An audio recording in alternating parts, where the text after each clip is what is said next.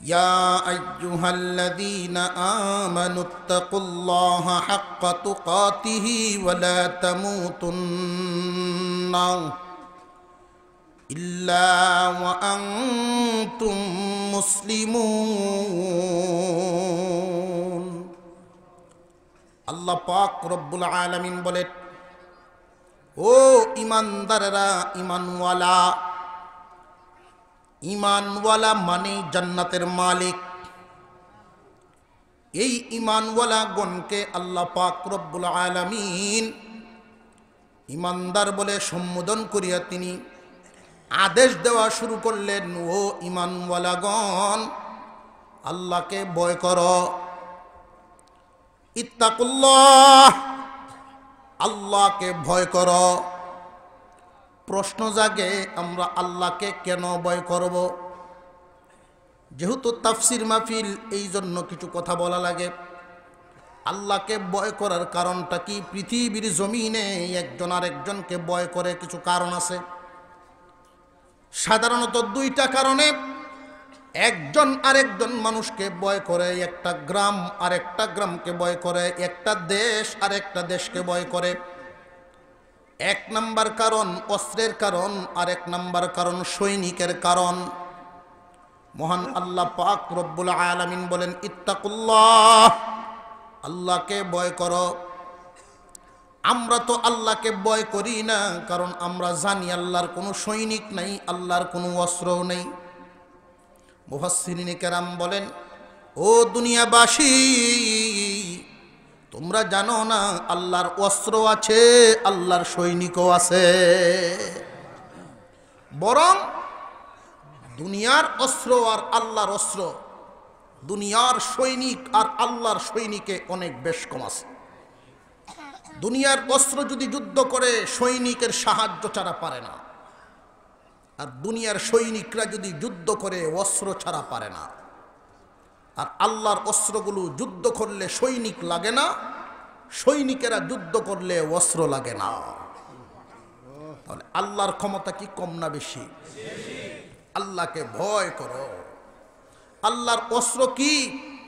আসমানের নিচে, জমিনের উপরে আল্লাহর এক একটা প্রাণী, মহান মৌলাই করিমের এক একটা প্রাণী এক একটা ক্ষেপণাস্ত্র। মহান আল্লাহ যদি হুকুম দেন, ও পিপিলিকা, মানুষের বিরুদ্ধে লেগে যাও, আমাদের বেঁচে থাকা কষ্ট হয়ে যাবে। শুধু পিঁপড়া যদি মানুষের বিরুদ্ধে চলে যায়, মানুষ বাঁচতে পারবে না। একটু জোরে কর, ঠিক না? মহান আল্লাহ পাকের এক একটা অস্ত্র, আসমানের নিচে জমিনের উপরে প্রত্যেকটা প্রাণী আল্লাহর এক একটা ক্ষেপণাস্ত্র। আল্লাহর অস্ত্র আছে না নাই? আল্লাহর সৈনিক কারা? আল্লাহর ফেরেশতারা।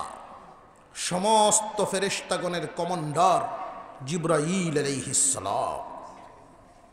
মহান আল্লাহ পাক রব্বুল আলামিন আয়াতের মধ্যে বলেন, ও ইমানদারেরা, আল্লাহকে ভয় করো হাক্কা তুকাতিহি, ভয় করার মতো। এই মতোটা বলতে আমি সহজভাবে আপনাদেরকে বলি, আপনাদের এই গণেশপুর গ্রামে যদি সুন্দর একটা ঘর কারোর থাকে, এই ঘরটা দেখে আরেকজন যদি ইচ্ছা করেন যে আমি এটার মতো একটা ঘর বানাতে চাই, ইঞ্জিনিয়ার বা মিস্ত্রির সাথে আলোচনা করবে, এটার মতো একটা ঘর বানায় দাও। মতোটা বুঝছেন তো?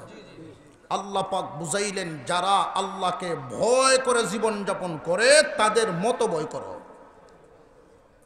এটা একটা অর্থ। ওয়ালা তামুতুন্না ইল্লা ওয়া আনতুম মুসলিমুন,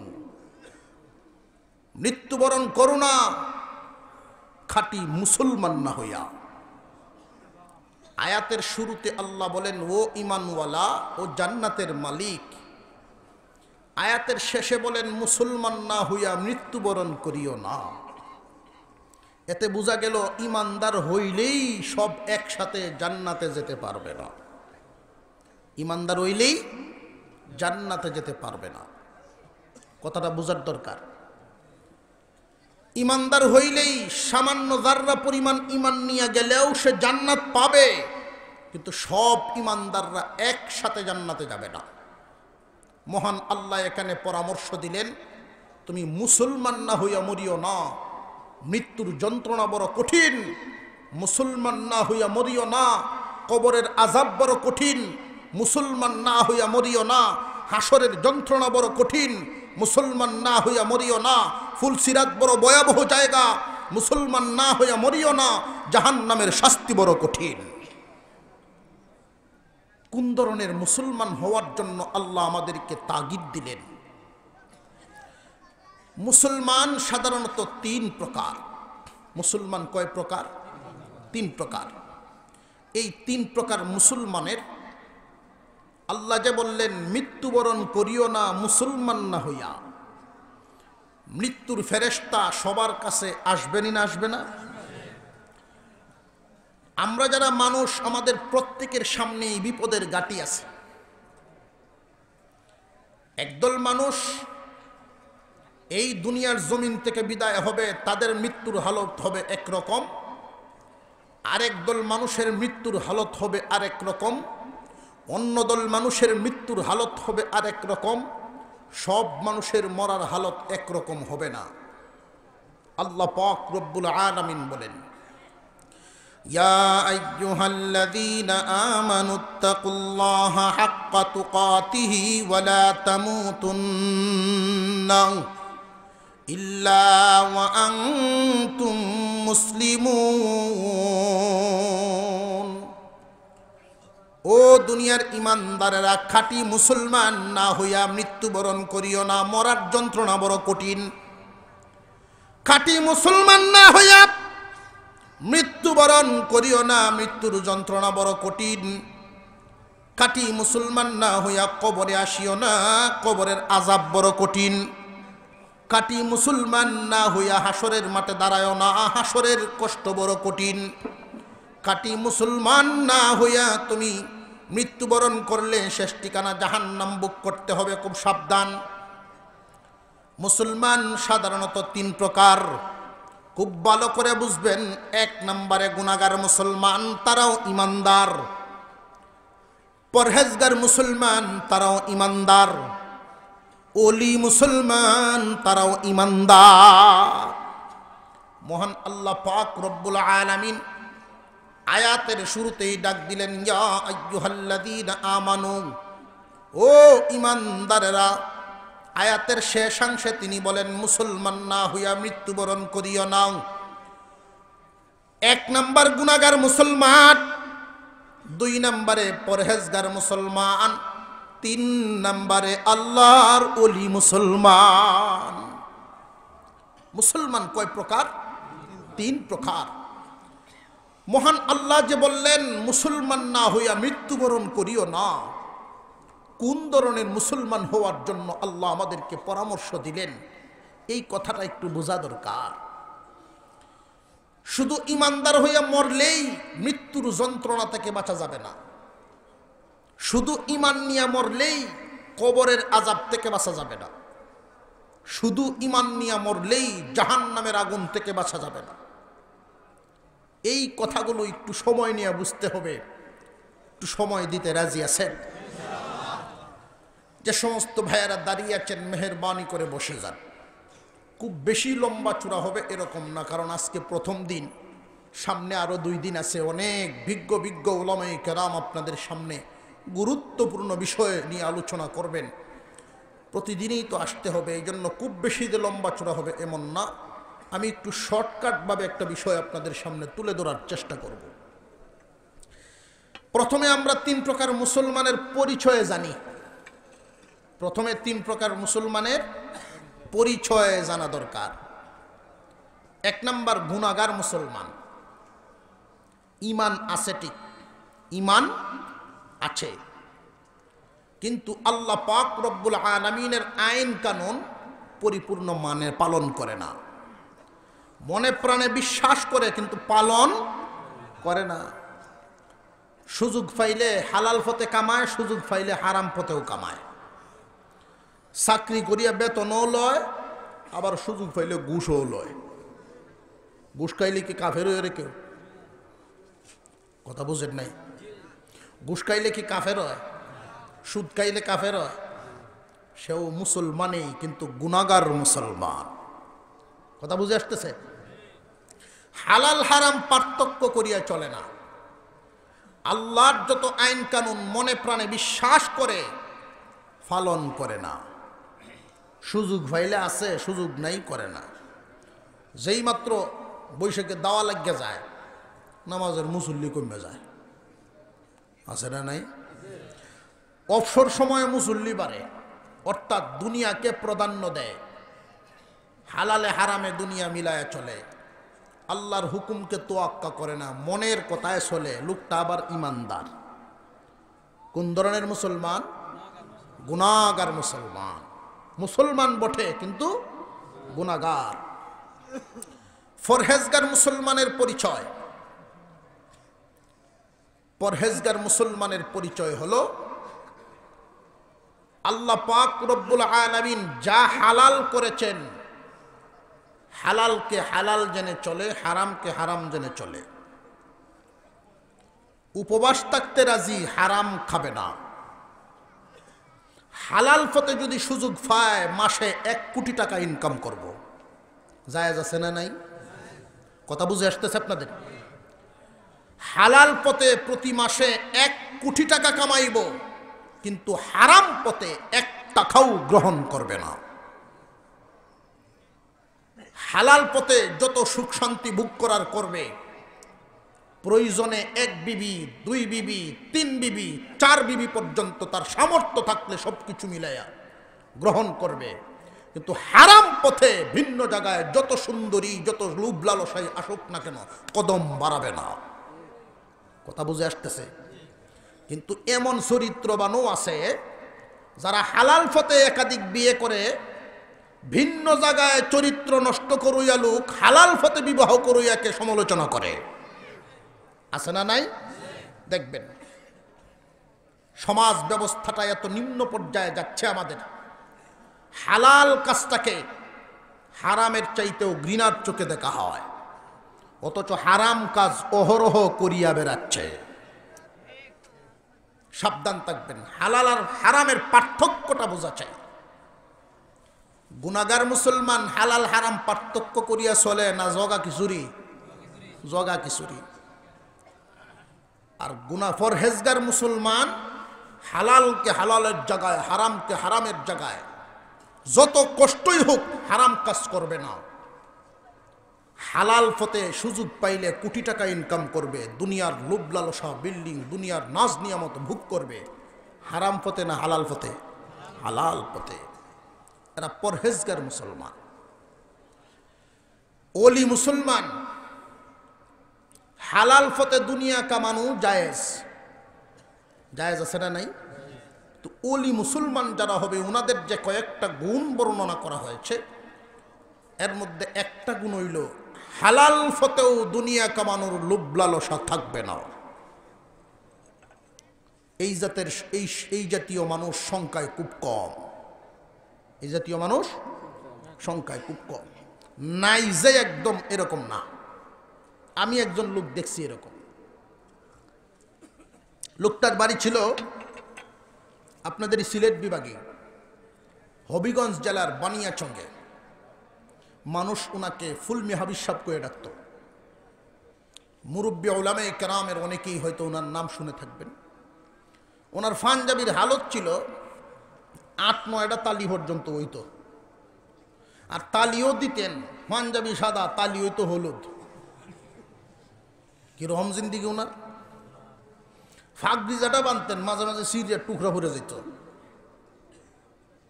ফুলমি হাবিজ সাহেব দেওবন্দের বড় আলেম। এত তাকওয়াও না। নামাজের যেই ওয়াক্ত, নির্ধারিত ওয়াক্তের টাইম আছে, 5 ওয়াক্ত নামাজের সময় ছাড়া যদি উনি মসজিদে যাইতেন, শত ঘামলেও, প্রচন্ড গরম লাগলেও মসজিদের কোনো ফ্যান ইউজ করতেন না। এটা আমার দেখা। আমার সহপাঠী এক ছাত্র ভাই, ওনার এই ঘাম দেইকা একদিন ফ্যানের সুইচ দিয়ে দিছে। নফল নামাজ পড়তেছে, সালাম ফিরাইয়া তারা খুঁজতেছে, কই এই দরুদি আছে কই। এই ফ্যান দিছে 5 ওয়াক্ত নামাজের মুসল্লিদেরকে, মসজিদে বিল পরিশোধ করা হয়, মসজিদ কমিটি দিবে নামাজি মুসল্লিদেরকে। আমি নফল নামাজ পড়তে আইছি, এটা আমার জন্য বিল পরিশোধ সঠিক না। কথা বুঝে আসতেছে আপনাদের? আমরা তো একটু সুযোগ পাইলে মসজিদ ও সার হাত ফাও তুললে, আহা আল্লাহর ঘর, কি শান্তির ঘর, কি আরামের ঘর। কথা বুঝে আসতেছে? এই ফ্যান দেওয়া হয়েছে মুসল্লিদের জন্য, এটা শান্তির ঘরের লাগেন না। কথা বুঝে আসতেছে আপনাদের? এই ফুল মেহাবি সাহেব উনি যে কোনো যোগ্য লোক ছিলেন না, ধনী হওয়ার সুযোগ ছিল না, বিষয়টা এমন না। আমি আগেই বললাম, হালাল পথে দুনিয়া কামানোর সুযোগ আছে, এরপরেও কামায় না। এরা অলি মুসলমান। উনি এমন একটা হাকিমি জানতেন, কবিরাজি জানতেন, কোন গাছের পাতা কোনটার সাথে মিলাইলে কি ঔষধ হয় এটা উনি জানতেন। কোনো ভার্সিটির থেকে পান নাই, আল্লাহর পক্ষ থেকে পাইছেন। উনি ঔষধ দিলে 80 বছরের বুড়া 22 বছরের যুবক হয়ে যেত। একটা শুধু বললাম আপনাদেরকে। কিন্তু এক রুগীরে ঔষধ দিলে, শুধু একটা দিক বলছি, অনেক দিকের ওষুধ উনি জানতেন। জন্ডিস, এমনকি ক্যান্সারের ওষুধ পর্যন্ত উনি বানায় দিতেন। সমস্যাটা ছিল সকল রুগীরা ঔষধ পাইতো না। এক রুগী যদি ঔষধ নিতেন, এক রুগীর কাছে ওষুধ উনি বেচছেন, এই টাকা শেষ হওয়ার আগ পর্যন্ত দ্বিতীয় রুগী কাস্টমার নাই, ঘুরতেই তখন লাগলো। হামদর্দ কোম্পানির লোকেরা একবার আসলো, হুজুর আপনাকে মুঠা অঙ্কের বেতন দিব, 3 লাখ টাকা বেতন পাবেন, শুধু শেয়ারও বইয়া কইয়া দিবেন কোন ওষুধ কোনটাত লাগাইতাম। এই কইসা না ফরমাত করছে, এরা দৌড়ায় লয়ে গেছে।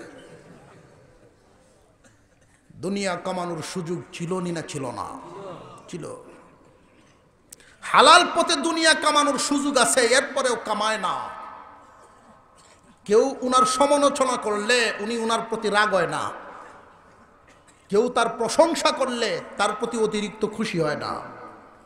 এই হইল দিলের হালত। এরা হইল অলি মুসলমান। মুসলমান কয় প্রকার? 3 প্রকার।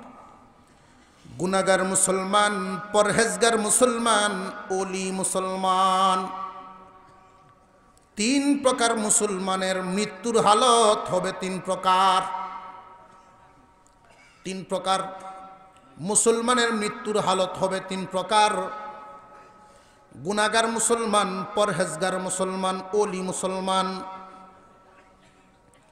গুনাহগার মুসলমানকে এক ধরনের সুসংবাদ দেওয়া হবে, পরহেজগার মুসলমানকে আরেক ধরনের সুসংবাদ দেওয়া হবে,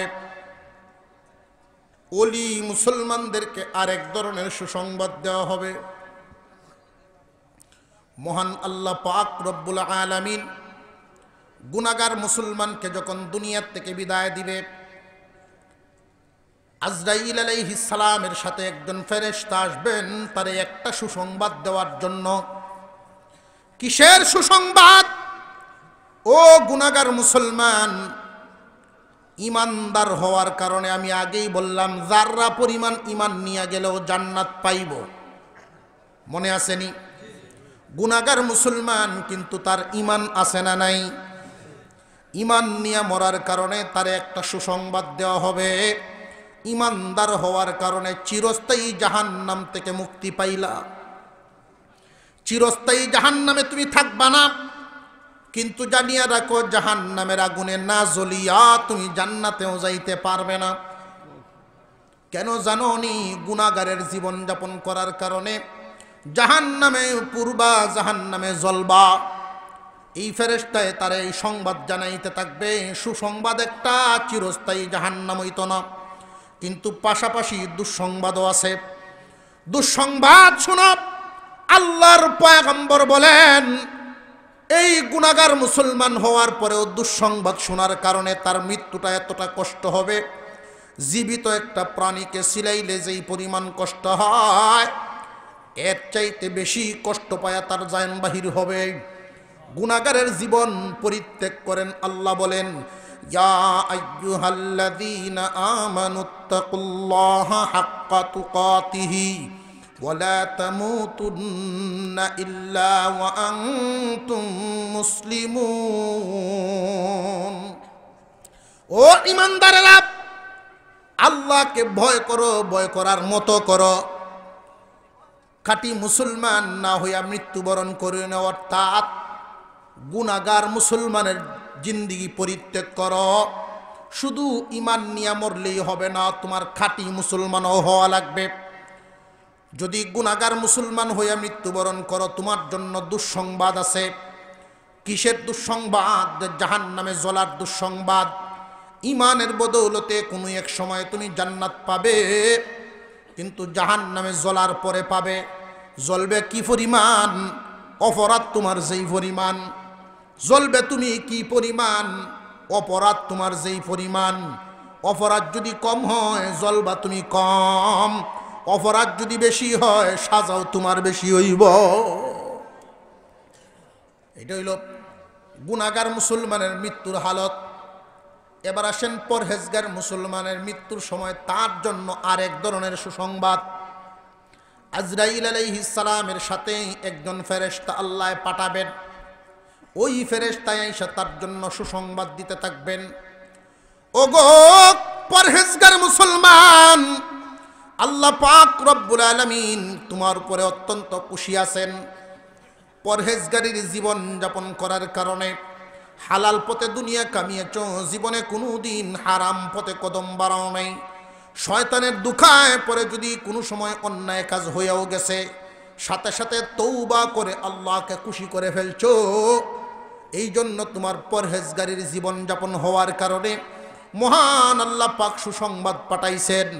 আল্লাহ তোমাকে চিরস্থায়ী জান্নাতি বানাবেন, জাহান্নামের আগুনে না জ্বলিয়াই তুমি জান্নাত পাইবা।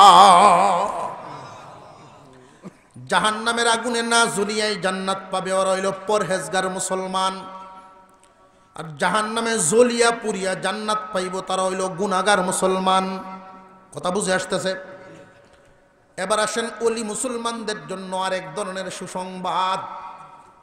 ওলি মুসলমানকে জান্নাতের সুসংবাদ দিলে ওলি খুশি না? আরেকটু জোরে কন্যা সুবহান। কেন খুশি না? যে আল্লাহর ওলিগণের মন মানসিকতাটাই এমন হয়ে যায় যে এরা আল্লাহর কাছে জান্নাত চাইই না, একটা হালত তৈরি হয়ে যায়। হাজিম দাদুল্লাহ মুহাজির মক্কি রহমাতুল্লাহ আলাইহি উনি দোয়া করতেন আল্লাহর কাছে, আল্লাহ তুমি কেন বানাইছো তুমি জানো, জান্নাত দিবা নাকি জাহান্নাম দিবা ফয়সালা তো আগেই হয়ে গেছে, তবে আমি তোমারে ভালোবাসি। এই পৃথিবীর জমিনে সেজদা দিলাম, কোনোদিন দেখতে পাই নাই। তোমার জন্য নামাজ পড়ি কিন্তু তোমারে দেখতে পাই না, তোমার জন্য রোজা রাখি তোমারে দেখতে পাই না, তোমার জন্য কোরআন পড়ি তোমারে দেখতে পাই না। আয় আল্লাহ, এই দুনিয়ার জমিন থেকে যখন বিদায় দেওয়া হবে, যদি গো জাহান্নামেও দিয়ে দাও তোমারে যেন দেখতে পাই। তারা জান্নাত জাহান্নাম নিয়ে আলোচনা করে না, আল্লাহ নিয়ে আলোচনা করে। এদের মৃত্যুর সময় জান্নাত জাহান্নামের কোনো কথাই হবে না। আল্লাহ পাক রব্বুল আলামিন এদের মৃত্যুর সময় ফেরেশতাকে জানায়া দিবেন, জান্নাতের সুসংবাদ দিলে আমার এই ওলি খুশি না।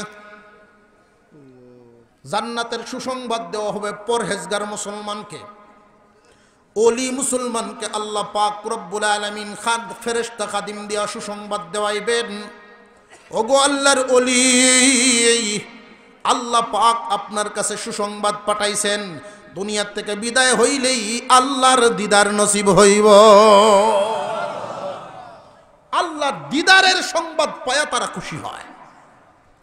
আপনারাও নিয়ে আবার কইন বলে কাল হতে কি আমরাও আর জান্নাত চাইতাম না? তারার তবকা আর আমরা তবকায় বেশ সমস্যা না নাই। এক বেটার বিয়া করছে সুন্দর বউ, আরেক বেটার বিয়া করছে কালা বউ। তো সুন্দর বউ লাইন জামাই তো পাগল, এটা স্বাভাবিক।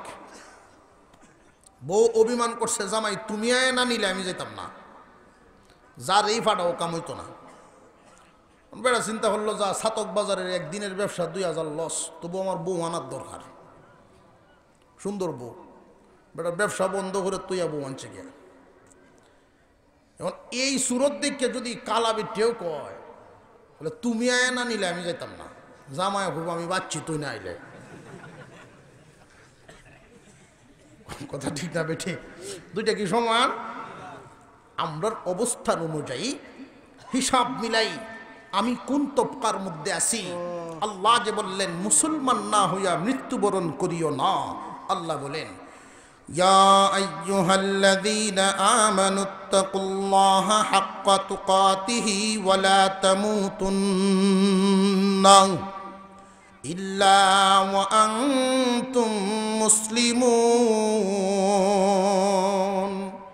আল্লাহ পাক রব্বুল আলামিন বলেন, ও দুনিয়ার ইমানদার, খাঁটি মুসলমান না হইয়া মৃত্যুবরণ করিও না। কারণ মৃত্যুর বড় যন্ত্রণা, কবরের বড় যন্ত্রণা, হাসরের মাঠের যন্ত্রণা, আর জাহান্নাম বড় যন্ত্রণা। আল্লাহ পাক রব্বুল আলামিন ইমানদারদেরকে মুসলমান হওয়ার যে পরামর্শ দিলেন, কোন ধরনের মুসলমান হইয়া মরার কথা বুঝাইছেন। মুসলমান তো তিন প্রকার, গুনাহগার হইয়া, পরহেজগার হইয়া, ওলি হইয়া। খুব ভালো করে বুঝবেন এই যে কথাগুলো। গুনাহগার মুসলমান তিন প্রকার, গুনাহগার মুসলমান, পরহেজগার মুসলমান, ওলি মুসলমান। তিন প্রকার মুসলমানই জান্নাত পাবে। কিন্তু আল্লাহ যে পরামর্শটা দিলেন, ওরে মুসলমান ইমানদার, তুমি খাঁটি মুসলমান না হইয়া মৃত্যুবরণ করিও না। কোন ধরনের মুসলমান হইয়া মরার কথা বলছেন? অর্থাৎ হয়তো ওলি হইয়া মর, না হয় পরহেজগার হইয়া মর। ওলি যদি হইবার নাও পারো, অন্তত পরহেজগার হইয়া মর বাপ। গুনাহগার মুসলমান হইয়া মৃত্যুবরণ করিও না। কারণ গুনাহগার মুসলমান মৃত্যুর আযাব থেকে বাঁচবে না। গুনাহগার মুসলমান কবরের আযাব থেকে বাঁচতে পারবে না।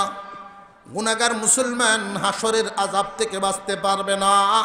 গুনাহগার মুসলমান জাহান্নামের আগুন থেকে বাঁচতে পারবে না। ওরা সাজা ভুগবে কি পরিমাণ, অপরাধ যার যেই পরিমাণ। কথা বুঝে আসছে?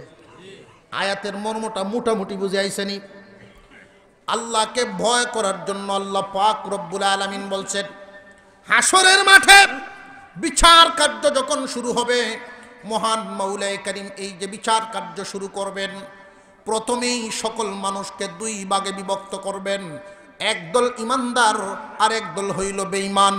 সমস্ত বেঈমানদেরকে বাম হাতে আমলনামা দিয়া চিরস্থায়ী জাহান্নামী বলিয়া ঘোষণা করিয়া জাহান্নামে নিক্ষেপ করবেন। আর ইমানদারদের ডান হাতে আমলনামা দিবেন।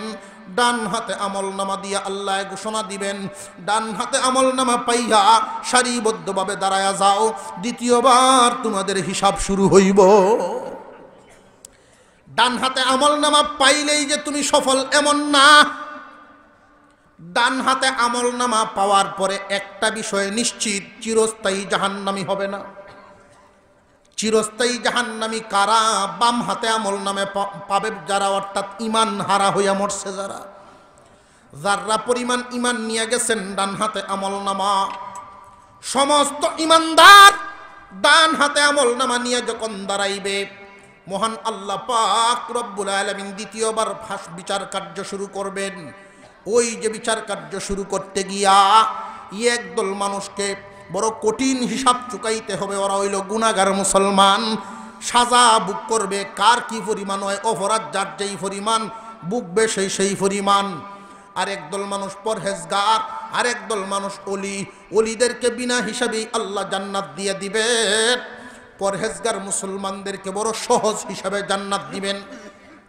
পরহেজগার মুসলমান, এই যে পরহেজগার মুসলমান এই দুনিয়ার জমিন থেকে যে বিদায় হবে, হালালকে হালাল জানিয়া হারামকে হারাম জানিয়া পার্থক্য করিয়া জীবন যাপন করলে, পরহেজগার হইয়া দুনিয়া যদি ছাড়তে পারো, আল্লাহ বলেন বান্দারে ইমানদার হয়ে গেছো, সুসংবাদ, ইমানদার হয়ে গেছো, তুমি বড় কপাল বলা। এখন শুধু পরহেজগার হইয়া মরবা, গুনাহগার হইয়া মরিও না, পরহেজগার মুসলমান হইয়া মরবা। রাজি আছি তো ইনশাল্লাহ? আল্লাহর কাছে সবসময় দোয়া করা, সাবধানতার জীবনযাপন করা। এরপরে আসেন দ্বিতীয় আয়াত। এরপরের আয়াত থেকে ঢুকতাম না ঢুকতাম না চিন্তা করতেছি। এরপরেও আপনার সাথে একটু মত বিনিময় করে যদি সংক্ষিপ্ত আকারে একটু শব্দ নিয়ে কয়েকটা কথা বলেই ফেলি। আল্লাহ যে বললেন ওয়াতাসিমু বিহাবলিল্লাহি জামিআ, মহান আল্লাহ বলেন, ও দুনিয়াবাসী, আল্লাহর রশিটাকে শক্ত করে ধরো। আল্লাহর রশিকে শক্ত ধরার জন্য যে আল্লাহ বললেন, এক নাম্বার প্রশ্ন হলো আল্লাহর রশিটা কি, দুই নাম্বার প্রশ্ন হলো রশি ধরার নিয়মটা কি, তিন নাম্বার প্রশ্ন হলো রশিটা ধরলে পরে লাভটা কি। এক নাম্বার প্রশ্ন আল্লাহর রশিটা কি, দুই নাম্বার প্রশ্ন হলো রশি ধরার নিয়মটা কি, তিন নাম্বার রশিটা ধরলে পরে লাভটা কি। আল্লাহ পাক রব্বুল আলামিন যে বললেন, ওয়াতাসিমু বিহাবলিল্লাহি জামিআ, ও দুনিয়াবাসী, আল্লাহর রশিকে শক্ত করে ধরো, পরস্পরের মধ্যে দলে দলে বিভক্ত হইও না, তোমরা সম্মিলিতভাবে আল্লাহর রশিকে শক্ত করে ধরো। আল্লাহর রশিটা কি, রশি ধরার নিয়মটা কি, ধরলে পরে লাভটা কি। আমরা যে এখানে আছি, আমাদের এই দুনিয়ার জমিনের যে অস্থায়ী বাড়িঘর, এটা কি আসল বাড়ি না নকল বাড়ি? আরো জোরে কোন। আমাদের প্রত্যেকের আসল একটা বাড়ি আছে না নাই? আসল বাড়ি হইল জান্নাত।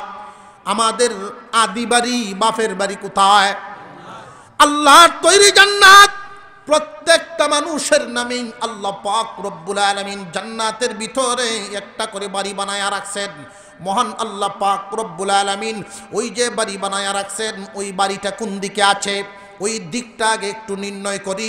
কুরআনুল কারীমের ভিতরে আল্লাহ একটা ইঙ্গিত দিয়েছেন, সেই বাড়ির দিকটা কোন দিকে। তোমরা যদি ঢাকা থেকে তোমার বাড়ির দিকে রওনা দাও, আগের দিকটা ঠিক করতে হবে, নইলে চিটাগাঙ্গে যদি বাড়ি হয়, সিলেটের টিকিট কাটলে জীবনেও পৌঁছতে পারবা না। দিকটা কোন দিকে সেই জান্নাতের বাড়িটা?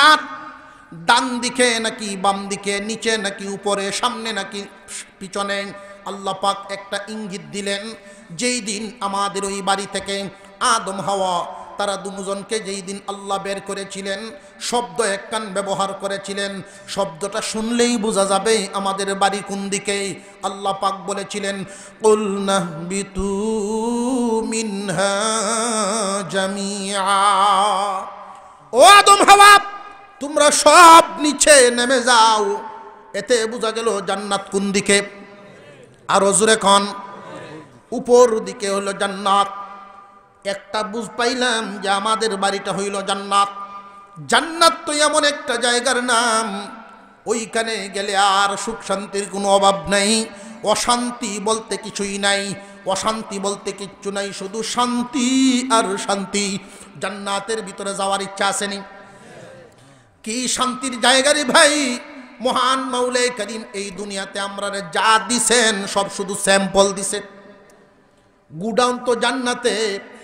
দুধ আমরা কাপ দিয়া খাই, কাপ দিয়া দুধ বান্দার জবানে, বান্দার জিহ্বায় বড় মজা লাগে। আল্লাহ পাক রব্বুল আলামিন বলেন, ফেরেশতারা রে, স্যাম্পল দিয়া দেখলাম আমার বান্দার কাছে দুধ বড় মজা লাগে।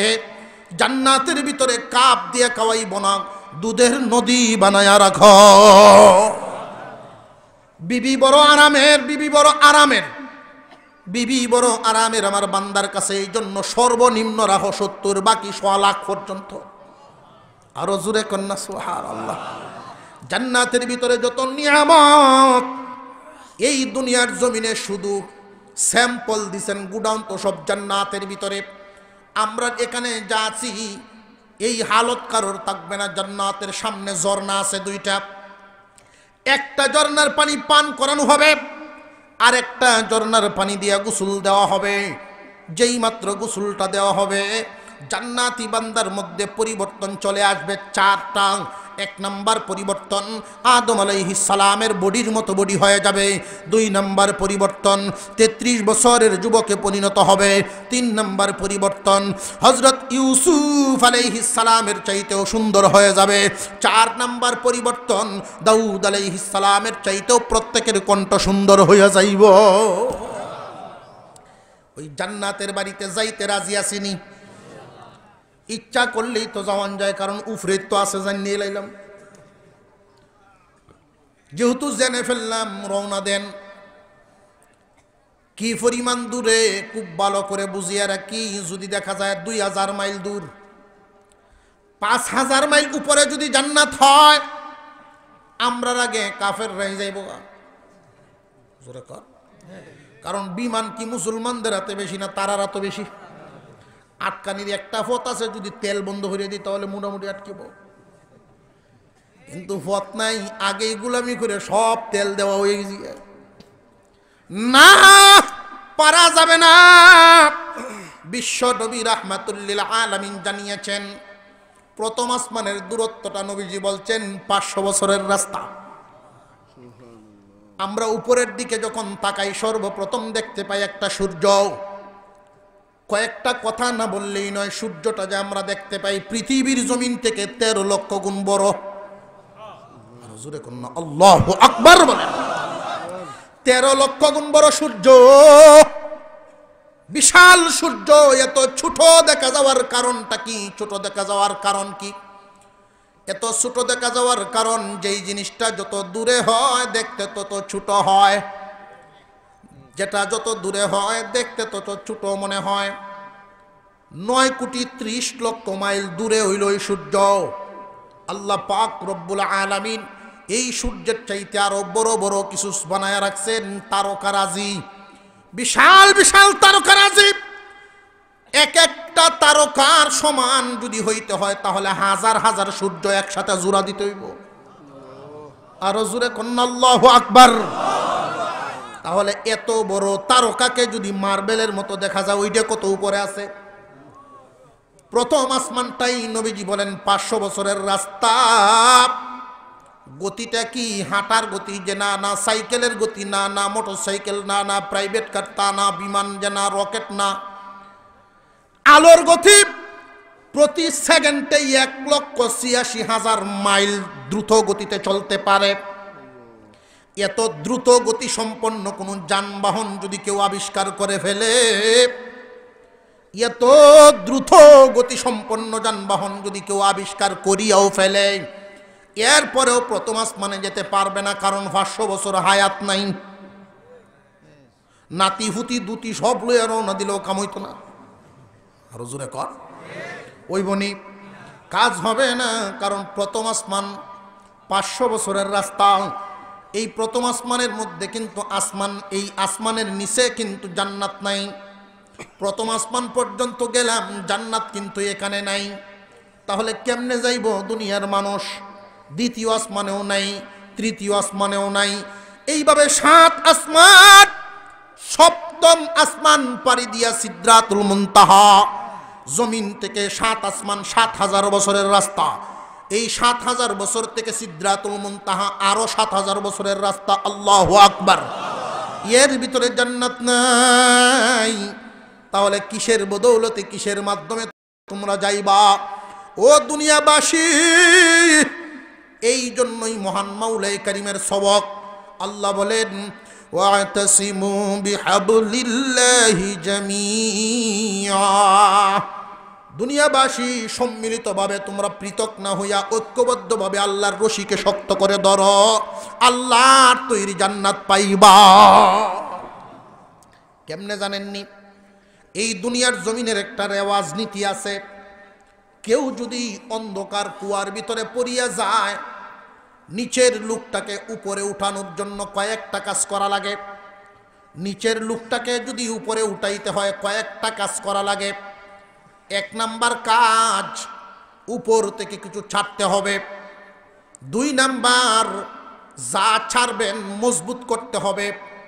3 নাম্বার, নিচের থেকে ধরতে হবে। 4 নাম্বার, উপর থেকে টানতে হবে। 4টা কাজের সমন্বয়ে নিচের লোকটা উপরে উঠবে।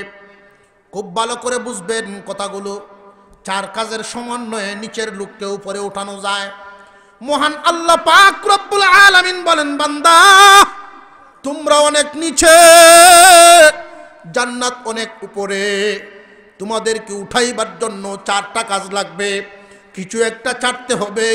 যা ছাড়তে হবে শক্ত করে ছাড়তে হবে, নিচ থেকে ধরতে হবে, উপর থেকে টানতে হবে। বান্দারে, রশিটা ছাড়লাম আমি, শক্তও করলাম আমি, দরবা শুধু তুমি, টান দিয়া উঠাইব আমি। ওয়াতাসিমু বিহাবলিল্লাহি জামিআ। দুনিয়াবাসী তোমরা অনেক নিচে, জান্নাত অনেক উপরে। জান্নাতে যদি আসতে হয় তাহলে আমার সাহায্য ছাড়া তোমাদের চেষ্টায় আসতে পারবে না। আমি আল্লাহ চার কাজের সমন্বয়ে তোমাদেরকে উঠাইব। একটা কাজ করবা তোমরা, তিনটাই করব আমি। যেই রশি ছাড়লাম, রশি শক্ত করে ছাড়লাম, দরবা শুধু তুমি টান দিয়া উঠায় ফেলবো আমি। আল্লাহর রশিটা কি প্রশ্ন করছিলাম, একটা মনে আসেনি? ওয়াতাসিমু বিহাবলিল্লাহি জামিআ। আল্লাহ বলেন আল্লাহর রশিটাকে শক্ত করে ধরো। প্রশ্ন করেছিলাম আল্লাহর রশিটা কি, রশি ধরার নিয়মটা কি, ধরলে পরে লাভটা কি? লাভ পাইলাম রশি ধরলেই জান্নাত। আল্লাহর রশি ধরলেই জান্নাত। এখন যারা দূর থেকে শুনতেছে অথবা অর্ধেক শোনার পরেই চলে যায়, আল্লাহর রশির সঠিক ব্যাখ্যা না পায়, এই সমস্ত মানুষ বিভ্রান্তিতে পড়ে যায়। ফরার পরে এরা এমন এক তালের মধ্যে ভুগে, এক বেড়ায় রশির সংবাদ পাইছে রশি ধরলেই জান্নাত, কুস্তে কুস্তে তবলিগে গেছে, পায় না। এরপরে বিভিন্ন ওয়াজ তাফসীরে যায়, সংবাদ পাইতাছে না। 40 দিনে চিল্লা লাগাইছে, কাম হইল না। বিশ্ব ইজতেমাত গেছে, রশির কোনো আলাপ নাই। 15 দিন লাগাই এবার উমরা করে আইছে, রশি পাইতাছে না। আরেকবার গে রশি পাইছে 492। কারণ আমরা যে চায়ের দোকানগুলো দেখবেন, এটি একটা সংসদ ভবন। জোরে কোন ঠিক না? ঠিক। বুদ্ধিজীবী, চাকরিজীবী, রাজনীতিবিদ সকল মাথায় একটা নয়, আর সব হইল অকর্মা। জোরে কোন ঠিক না? ঠিক। গরু তেমন একটা দাম দুম নাই, এই নয় আড্ডা মারবো। সার দোহানো যত জাতের গপ্প, আপনি কোনো একটা আলাপ খালি এই এরার মাঝখানো ছাড়িয়ে দিয়েন, আপনার আলাপের একবারে জানবার হুড়ো ছাড়িয়ে দেবেন। যেই মাত্র বলছে যে রশি একটু জানতাম আসলাম, আল্লাহর রশিটা কোনানো, আর একজন কোনার তাকে দূর বেড়া আল্লাহর রশি পাইছস না, হনো রশি যদি ভাবন লাগে ফরিদপুর যা। 8 রশি আছে না নাই? কয় রশি? তার যুক্তিটা হইল জান্নাতের দরজা হইল 8টা, রশিও আছে 8টা। ভাই ওইখানে যদি যান, জান্নাতের দরজা 8টা, রশিও 8টা। এটা 7 গ্রামটার নাম 7রশিয়া। এটা হলো 8 রশি, 7 গ্রামটার নাম 7রশি। তাহলে জাহান্নামও তো 7টা। আল্লাহ বুঝাইছে রশি একটা, তুমি বুঝো আর একটা, ইমান চলে যাবে। ডাক্তারের রুগীরে দেখছে ফাতলা ভাইয়ানা করতে করতে আদা মরা হইছে। বাচ্চারে সিরাপ দিছে, মা বাপরে কইছে তোমরা এই বাচ্চারে ঠিক মতো 3 বার খাওয়াইবা, খাওয়ানোর আগে ভালো করে জাকি দিলইও। রাস্তা তাই আম্মা জিগায় বাপেরে, তুমি কি তা বুঝছো জাকি দেওয়ার কথা যে কইলো সারে? আমি যারা বুঝছি আমি ধরবো, আত তুমি ধরবো। ভাও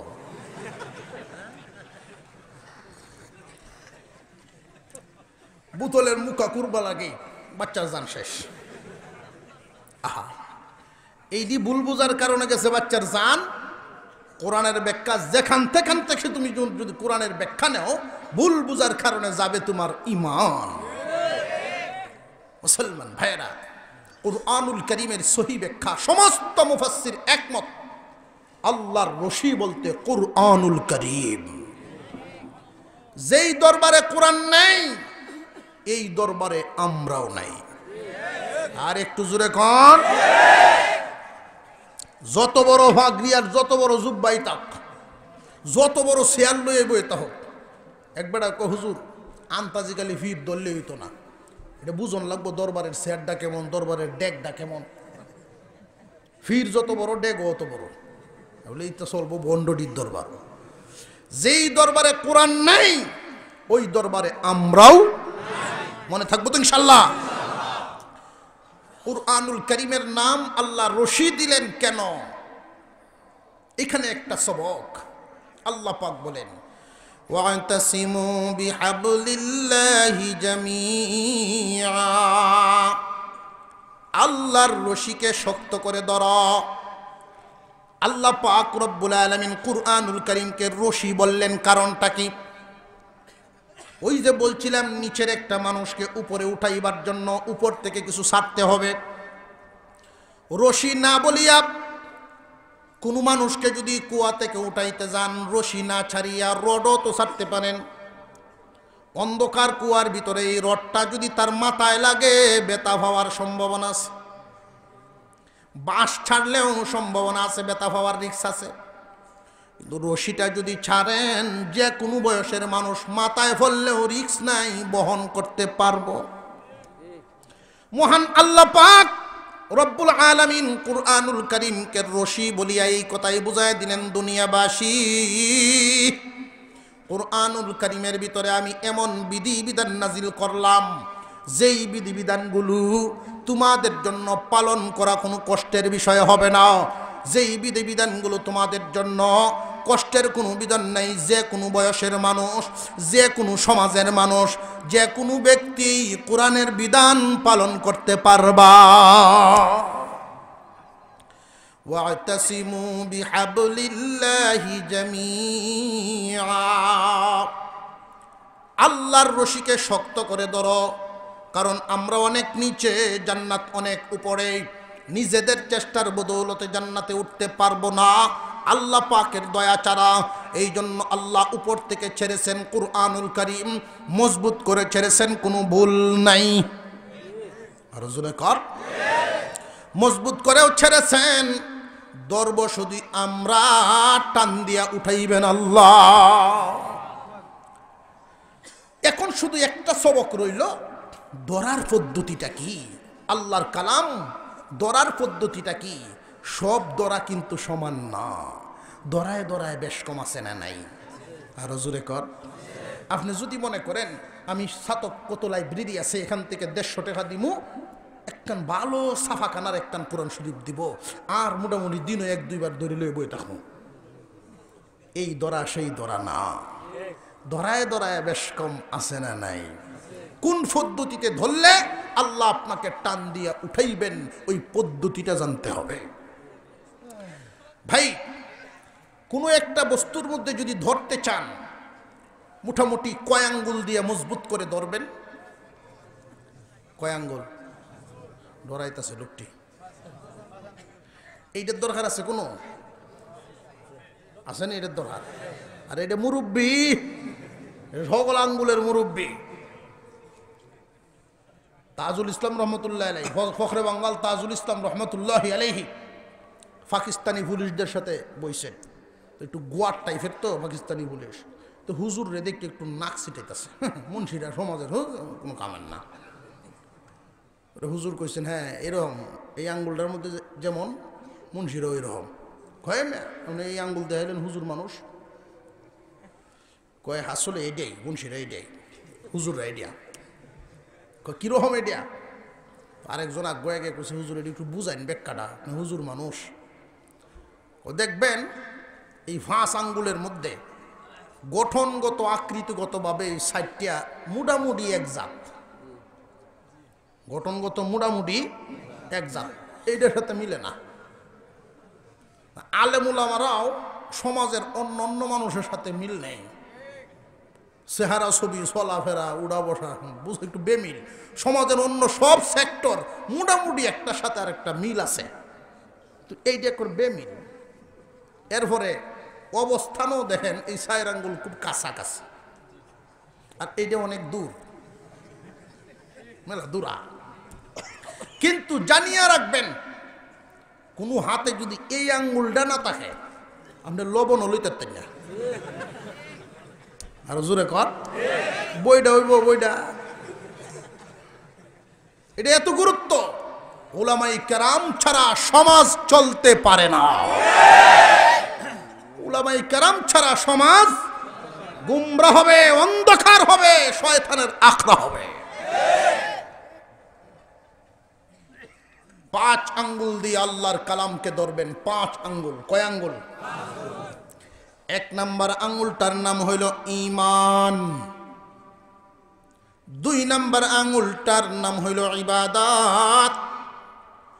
3 নাম্বার আঙ্গুলটার নাম হইল মুআমালাত। 4 নাম্বার আঙ্গুলটার নাম হইল মুআশারাত।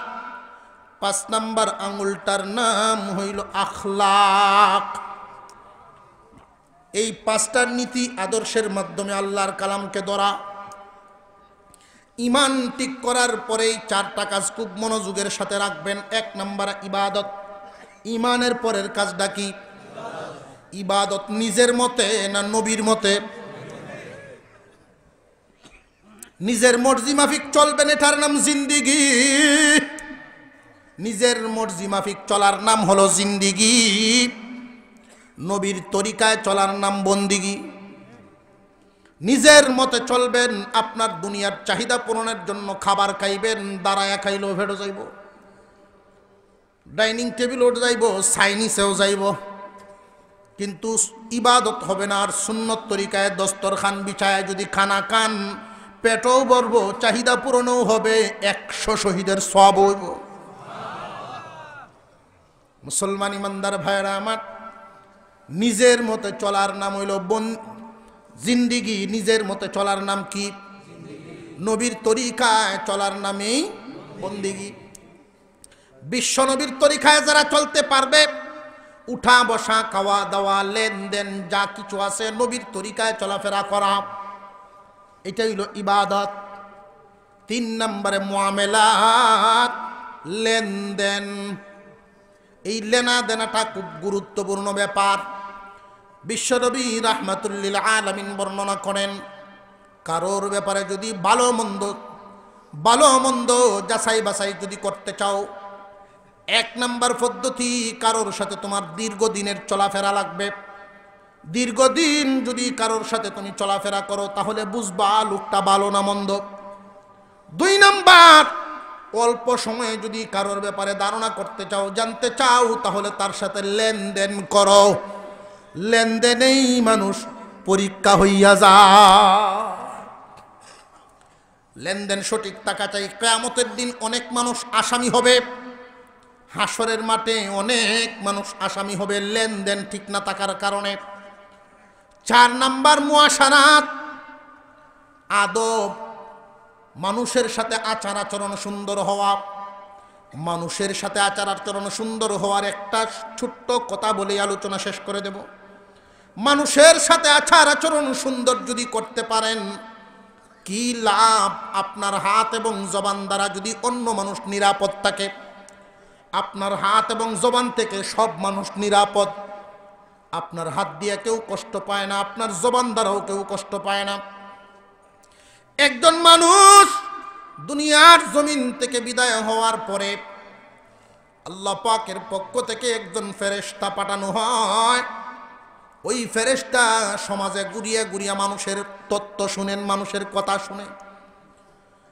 একটা মানুষ যেই সমাজে বসবাস করে গেছেন, ওই সমাজের মানুষগুলো তার ব্যাপারে কি মন্তব্য করে, বেশিরভাগ মানুষই যদি বলে না লোকটা বড় ভালো মানুষ ছিল, আল্লাহর দরবারে এই ফেরেশতা চলিয়া যান, আল্লাহ বেশিরভাগ মানুষ তোমার বান্দারে ভালো বলছে।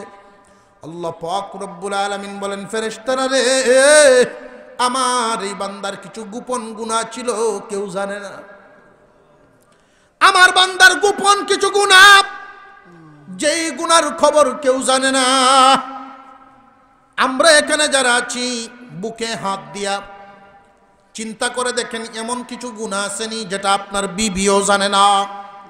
স্বামীর গুনাহ বিবি জানে না, বিবির গুনাহ স্বামী জানে না। যদি জানতো কত সংসার ভাঙ্গিয়া যাইত। আল্লাহ পাক রব্বুল আলামিন সাত্তার নামক চাদর দিয়া ডাকিয়া রাখছেন। মহান মাওলাই কারীম একে অপরের কাছে লজ্জিত করেন না। দেখি বান্দা গোপনে গোপনে তওবা করে মাপ চায় কিনা। বান্দা যখন দুনিয়ার থেকে বিদায় হয়ে যায়, ফেরেশতারা এই তত্ত্ব দেয়। আল্লাহ পাক বলেন, ফেরেশতারা রে, এলাকাবাসীর কাছে লোকটা বড় ভালো হইয়া দুনিয়ার থেকে বিদায় হয়ে গেল। এলাকার মানুষ তারে ভালো বলল, গুনাহ কিছু আছে, গোপন গুনাহ, এই খবর কেউ জানে না, এমনকি তোমরাও জানো না। আমার বান্দা সবার কাছে আচার আচরণের মাধ্যমে ভালো হয়ে যাওয়ার কারণে আমি আল্লাহ খুশি হইয়া ওই গোপন গুনাহগুলো গোপনেই মাফ করে দিলাম। আচার আচরণ ভালো হওয়া চাই, আদব কায়দা ভালো হওয়া চাই। আপনার আচরণে যদি একজন মানুষ সন্তুষ্ট হয়, আপনার কথাবার্তায় যদি একজন মানুষ সন্তুষ্ট হয়, আল্লাহ বড় খুশি হন। 5 নাম্বার আখলাক, চরিত্র। আখলাক ঠিক রাখবেন, আল্লাহর আরশের ছায়াতলে জায়গা পাবেন। আল্লাহ পাক রব্বুল আলামিন সারা জিন্দেগি ভর কোরআনের মহব্বত যেন দিলের ভিতরে রাখেন। কোরআন আল্লাহর রশি, এই রশির মাধ্যম ছাড়া জান্নাতে উঠা যাবে না। মহান মৌলাই করিম বলেন, এই রশির মাধ্যম ছাড়া জান্নাতে উঠতে পারবা না। আল্লাহ যেন আমাদেরকে আমলের তৌফিক দান করেন, বলুন আমিন।